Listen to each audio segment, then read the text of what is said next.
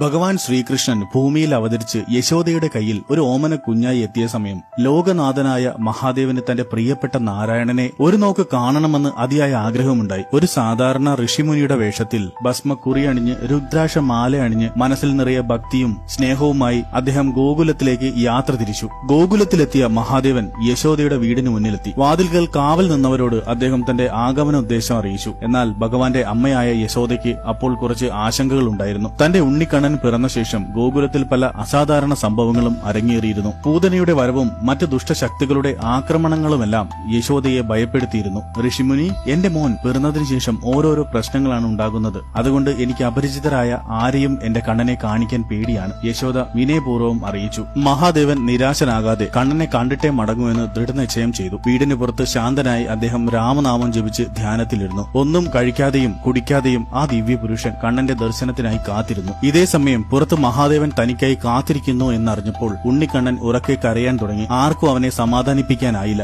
യശോദയും നന്ദബാബയും പരിഭ്രാന്തരായി. അപ്പോഴാണ് നന്ദബാബയ്ക്ക് ഒരു ചിന്ത വന്നത്. ഞാൻ ആ ഋഷിമുനിയെ അകത്തേക്ക് വിളിക്കാം. അദ്ദേഹം ഒരു സാധാരണക്കാരനല്ല, രാമനാമം ജപിക്കുന്ന ഒരു ദിവ്യനായ ഋഷിമുനിയാണ്, നന്ദബാബ പറഞ്ഞു. നന്ദബാബ മഹാദേവനെ ആദരവപൂർവ്വം വീടിനകത്തേക്ക് കൂട്ടിക്കൊണ്ടുവന്നു. മഹാദേവൻ അകത്ത് പ്രവേശിച്ചതും അത്ഭുതമെന്ന് പറയട്ടെ, കണ്ണൻ കരച്ചിൽ നിർത്തി. അവന്റെ കുഞ്ഞുമുഖത്ത് ഒരു മനോഹരമായ പുഞ്ചിരി വിടർന്നു. ആ പുഞ്ചിരി കണ്ടപ്പോൾ നന്ദബാബയുടെ മനസ്സിൽ സന്തോഷം നിറഞ്ഞു. അദ്ദേഹം യശോദയോട് കണ്ണനെ മഹാദേവന്റെ കൈകളിൽ കൊടുക്കാൻ ആവശ്യപ്പെട്ടു. യശോദ നിറഞ്ഞ മനസ്സോടെ കണ്ണനെ മഹാദേവന്റെ കയ്യിൽ കൊടുത്തു. കണ്ണനെ കൈകളിൽ ഏറ്റുവാങ്ങിയതും മഹാദേവന്റെ കണ്ണുകൾ സന്തോഷത്താൽ നിറഞ്ഞു. താൻ കാത്തിരുന്ന നിമിഷം സഫലമായതിന്റെ നിർവൃതിയിൽ അദ്ദേഹത്തിന്റെ മുഖം പ്രകാശിച്ചു. തന്റെ പ്രിയപ്പെട്ട നാരായണന് അദ്ദേഹം ഒരു മനോഹരമായ സമ്മാനം നൽകി, ഒരു ഓടക്കുഴൽ. പിന്നീട് ഈ ഓടക്കുഴലിൽ നിന്നുള്ള സംഗീതം ലോകത്തെ മുഴുവൻ ആകർഷിക്കുകയും മോഹിപ്പിക്കുകയും ചെയ്തു. താൻ ആദ്യം പേടിച്ചു പോയതിന് യശോദ മഹാദേവനോട് ക്ഷമ ചോദിച്ചു. അപ്പോൾ മഹാദേവൻ സ്നേഹത്തോടെ പറഞ്ഞു, മാതേ, താങ്കൾ ഒരു അമ്മയുടെ കടമ കൃത്യമായി ചെയ്തു. താങ്കളെ പോലെ ഒരു മാതാവിനെ കിട്ടിയ എന്റെ കണ്ണൻ ഭാഗ്യവാനാണ്. ഇതു കേട്ടപ്പോൾ ഉണ്ണിക്കണ്ണൻ പുഞ്ചിരിച്ചുകൊണ്ട് മനസ്സിൽ മഹാദേവനോട് പറഞ്ഞു, താങ്കൾ പറഞ്ഞത് സത്യമാണ് മഹാദേവ.